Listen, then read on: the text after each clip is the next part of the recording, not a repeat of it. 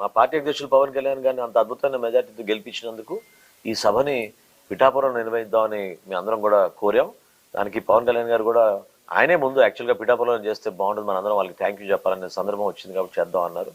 So డెఫినెట్గా ఈ సభ అనేది వాళ్ళకి అంకితం చేస్తూ వాళ్ళు ఏ విధంగా కష్టపడి కష్టకాలంలో కూడా దుర్మార్గమైన గత ప్రభుత్వంలో కూడా ఎదుర్కొని నిలబెట్టారో దాన్ని మేము గౌరవించడానికి ఇది ఒక చక్కటి అవకాశం. అదేవిధంగా వర్మ గారు చాలా సీనియర్ పొలిటీషియన్ అండి.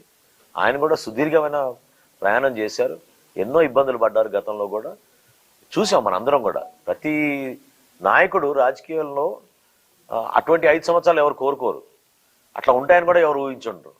సో వర్మ గారు కూడా ఆ విధంగా ఇబ్బంది పడ్డారు. అయితే పదవులు ఎవరికి కేటాయిస్తారనేది ఏ పార్టీ అధిష్టానం అది నిర్ణయం తీసుకుంటారు. పవన్ కళ్యాణ్ గారు మనస్ఫూర్తిగా ఎప్పుడు కూడా మాలో ఉన్న నాయకుల్ని కూడా ప్రతిసారి అదే అంటున్నారు, ఏదో వారసత్వం రాజకీయం అని ఎవరైనా అంటే చాలా పొరపాటు అది.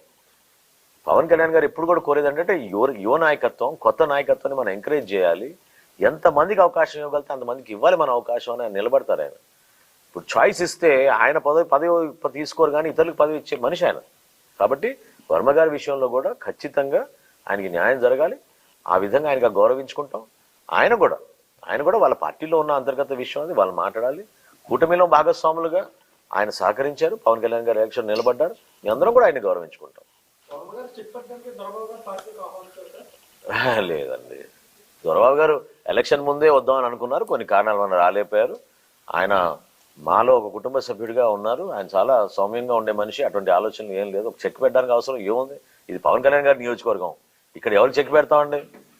కంప్లీట్గా ఇది పిఠాపురం అనేది పవన్ కళ్యాణ్ గారి అడ్డా, అది ఇంకా దాని గురించి ఆలోచించి అవసరం లేదు. Thank you.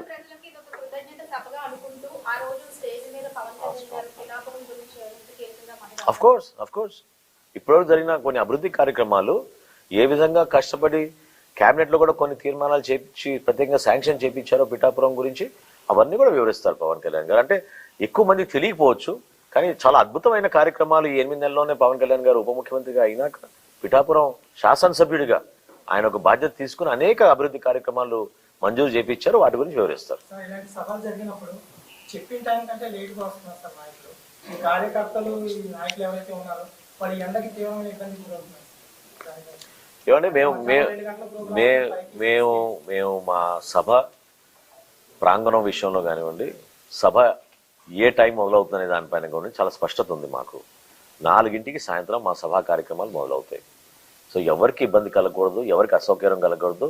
పవన్ కళ్యాణ్ గారు ప్రతి సందర్భంలో చెప్పేది ఏంటంటే తిరిగి ప్రయాణంలో వెళ్ళేటప్పుడు అందరినీ మీరు జాగ్రత్త చూసుకోండి, వాళ్ళ ఇంటికి క్షేమంగా వెళ్ళాలి, ఎవ్వరు కూడా ఇబ్బంది పడకూడదు. అందుకే ఇందాక చెప్పాను నేను, వాతావరణంలో కొన్ని మార్పులు వచ్చినాయి, మేము అన్ని విధాలుగా పుచ్చకాయలు కానివ్వండి, మజ్జిగ కానివ్వండి, వాటర్ కానివ్వండి, ఓఆర్ఎస్ ప్యాకెట్లు కానివ్వండి, ఎవరు కూడా డిహైడ్రేట్ కాకుండా ఉండడానికి కోసం అదేవిధంగా సభలో కూడా అందరికీ కూడా స్నాక్స్ అవి ఏర్పాటు చేసే విధంగా అన్నీ చూసుకున్నాం. ఎవరికి పొరపాటు జరగదు.